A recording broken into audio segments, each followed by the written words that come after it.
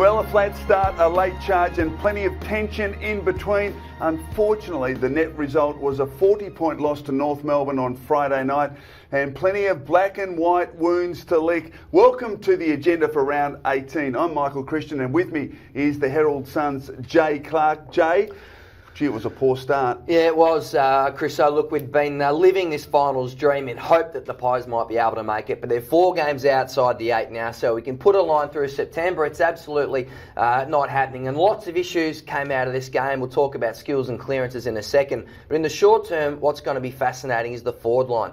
Nathan Buckley's pretty circumspect in the press conferences, usually takes it pretty easy. I thought he was savage on the forward line, said they were impotent, said they didn't work hard enough. That's Cloak, White and Darcy Moore. Young kid Darcy Moore, Chriso, we know he's the absolute future of this Collingwood Football Club, but he's been out of form. 3 games in a row now under less than 10 possessions. His spot will be under the pump. Be very interesting against West Coast whether Nathan Buckley keeps him in the team. Yeah, well, Nathan Buckley spoke about the forward line. Scott Pendlebury didn't hold back on ABC Grandstand on Saturday morning, talking first about the back line and then about the centre clearances.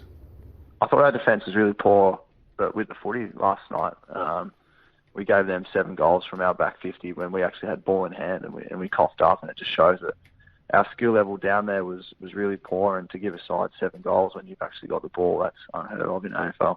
We're just not getting it done in there at the moment, and certainly an area we addressed. They're a really strong centre bounce side, North Melbourne, and going into the game we spoke about plans and whatnot to try and get on top, but we just couldn't get it out of there last night. I thought they were probably a little bit stronger around the footy, and they had a 7th player, which meant, you know, one of their forwards, Lindsay Thomas or Wells, would start off the back of the square and blitz through the contest, and he had a big impact as well, and we couldn't round him up with our forwards. So, yeah, we've got to keep working on that aspect because it's such a big part. You know, if you can win centre clearances, you take forward territory and you play the game in your half. Clearly there's something wrong with how we're setting up. I think we're 17th or 18th in the comp at the moment for centre bounce work, so we just need to get that balance better. Yeah, it was really disappointing. Let's start with the turnovers. Well, in fact, we're watching here a centre clearance. They won, North Melbourne, the first 6 centre clearances and put the back line under pressure, and this is what ended up happening. Plenty of turnovers in the back half. Well, it's been a recurring theme, these issues, Chris, for the Pies. Last week against Adelaide, the Pies were belted out of the middle, and that first quarter it was absolutely one-way traffic. We saw before the feed out the back, so it kept going backwards to that free North Melbourne man coming off the back of the square, and they were pretty efficient when they went forward from there, North Melbourne. The back half clearances, Chris, this has been a huge issue for Collingwood all season. We saw Hawthorn on Sunday, elite ball users back there, Birchall, Gibson. They just use the ball so well. When North Melbourne put the Pies under enormous heat, right, in North Melbourne's forward part of the ground, you know, guys like Marley Williams and other Collingwood backline ball users kept repeatedly turning the ball over. By quarter time, they're up by 34 points or whatever it was. You sort of felt like the match had sailed. So it's a strange one because all pre-season, you come here, Monday, Wednesday, Friday, this is what Collingwood's training. This ball use under pressure over the past 2 years under Nathan Buckley, and they wilted under that North Melbourne heat. So that was disappointing. But what's your take on the midfield? Because Adams, Chalor, Pendlebury in that centre square, Grundy's been going well. Are they underperforming in there? Well, yeah, and Scott Pendlebury identified that, absolutely. And it's been the 2nd week in a row where they've been smashed in centre clearances. And it's resulted in some really poor first quarters. GWS, it was 7-2 to 3-2. GWS in front. Adelaide was 5-2 to 1-6. And then, of course, on Friday night, 6-5 to 2-2.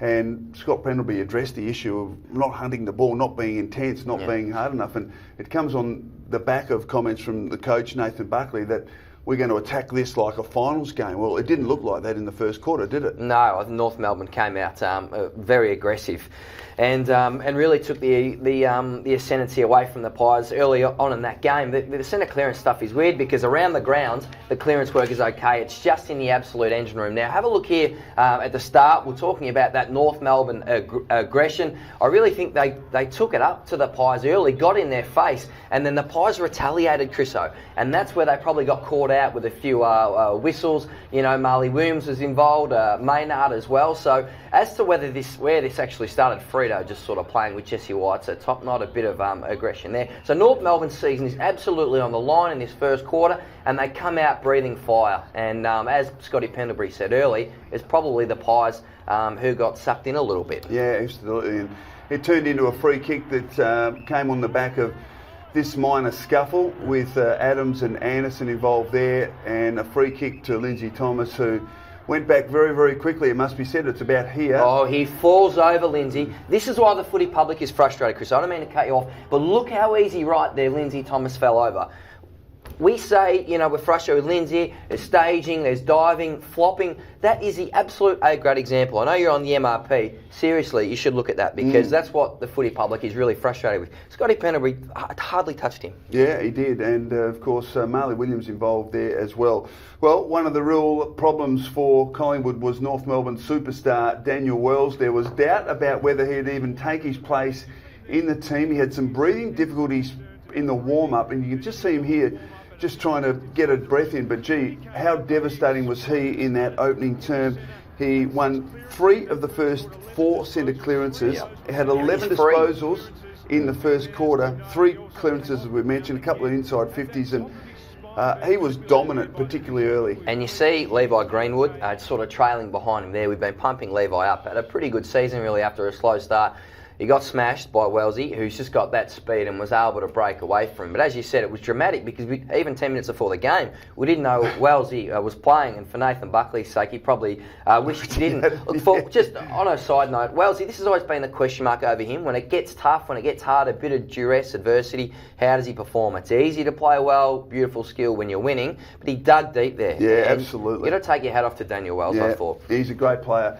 Ben Sinclair is a real problem for Collingwood. His 4th concussion of the year, Jay, and this one was involved in a clash with Jed Anderson, and initially you looked at it and thought it was fairly innocuous, but he came from the ground and later went to hospital, stayed overnight in hospital, but 4 concussions in 1 year is real danger time for him going forward. Well, it was a concern already, and now the alarm bells would be ringing pretty loud. So this is his clash against Melbourne, the first one. Pedersen claps him in the jaw. West Coast, that's Jack Darling. Sinclair leads with his head, with his chin, and he hits the turf there. There was a training incident as well, which was 3. The one of the weekend, which is 4. 4 in a year is big, and this is what the AFL are talking about at the moment, whether there's mandatory weeks off or and the study suggests that the more you get, you know, the more easily you go down. Yeah.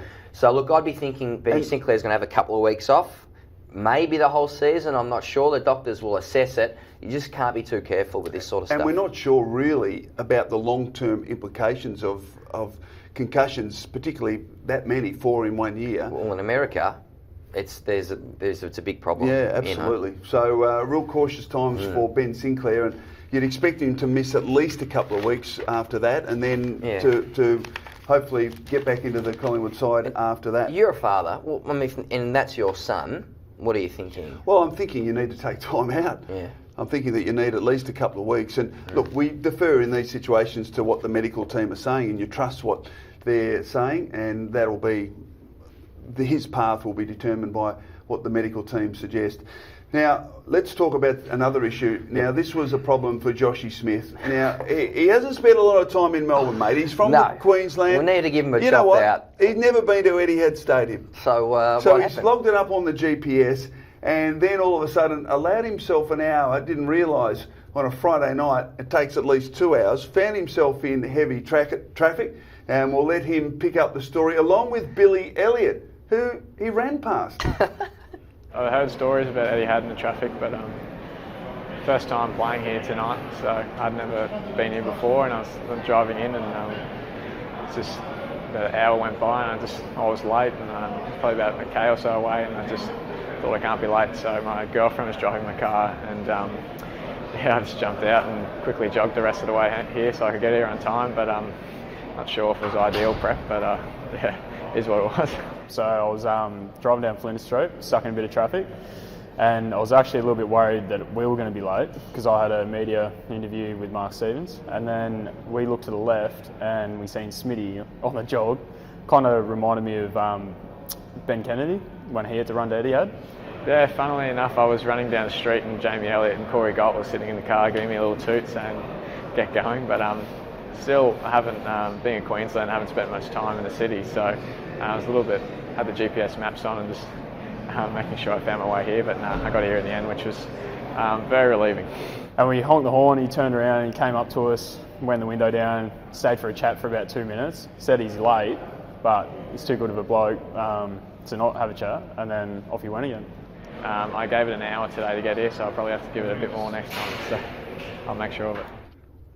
Joshy. He's shown a bit of composure in traffic on the field and off field. Well done. But that must be familiar for you, Chriso, because little birdie tells me that you've had a similar sort of late to the game story. You're good, Jay. You are good. What happened, mate? Well, I was actually driving to Waverley one day and I got a flat tyre.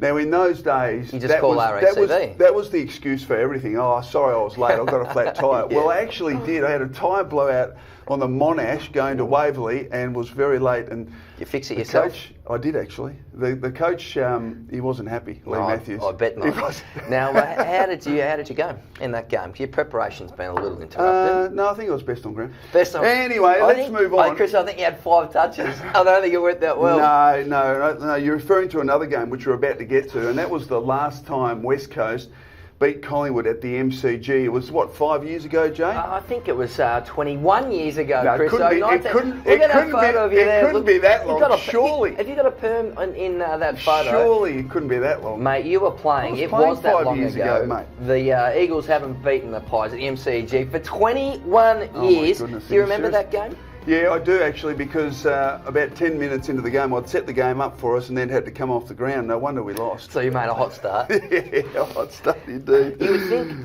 West Coast not travelling that well. I mean, Melbourne dominated their game at the weekend. You would think that Collingwood would be pretty confident. I know it wasn't a great start against North Melbourne. I think this is a genuine 50-50 contest. I thought West Coast at the start of the year were the side to beat for the premiership this year. Haven't they gone off the track? Nick Nui's still not playing.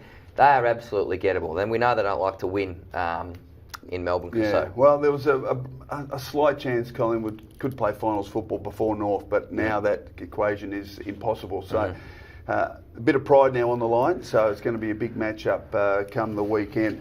Time now for our Monday moments, mate, and I want to put this on the table right from the get-go. Yep. Steele Sidebottom. You gave him 2 votes on Friday night. He played a great game of footy. But what about this? Look at this little shimmy, bang, and then cut on the inside, just inside the boundary line. And what about the finish? Now, that was one of the rare highlights for the Magpies on the night. But here's a start, and that was one of the goals of the year. And look at that little shimmy. Oh, you like it. That's how you used to play. And kept the ball in and then was able to balance up from 45. That is just all class, mate. All class. I'm glad you started on a positive note, Chriso, because our Monday moments, sometimes they're a little bit curious, a little bit fun, a little bit funky. But the spotlight was on the Collingwood backline at the time when this happened. If we'll cue to the vision. So you see Braden Maynard with the footy there. He's dropped it, fumbled. In comes Lindsay Thomas, nearly kicking in danger. The match scramble. And a goal to Lindsay at an absolute crucial time. And the live wire gets into Braden Maynard, and then in come the troops, you see, and they rally around. It becomes another spot fire, free kick. So Braden Maynard tries to kick in, fumbles. His heart absolutely sinks. A valiant effort to try to recover. He will learn from that incident, Chris. So we said he had some Luke Hodge type qualities last week, but it's a tough job kicking out from full back sometimes. Was he wearing the long stops? I'm not sure, but it didn't quite work out. We'll find out. Last week we talked about this bizarre celebration between James Aish and Darcy Moore after James Aish kicked the goal, and we promised our viewers that we would follow it up during the week, and this is what Darcy Moore had to say about the celebration. Me and James Aish are good friends. We like each other. So we just kind of started this handshake. I don't even know when it started, just in pre-season. And then we said, why don't we pull it out when one of us kicks a goal? And we've actually already done it probably like 6 or 7 times in this year. So it's good that it's finally got a bit of traction and a bit of attention. But no, it's just, a little stupid thing that we just do just for no reason. So, yeah. that's about it. That's about it indeed. I reckon they could probably work on a bit longer, like a couple of other moves in that. Do you reckon they could do with a bit of that on? Do you reckon we need a sign off at the end of the agenda? Something really funky like that. Hey, West Coast this week, what do you reckon? I reckon it's a real challenge. I reckon West Coast got a scare. They got over Melbourne but they're going to be really coming here.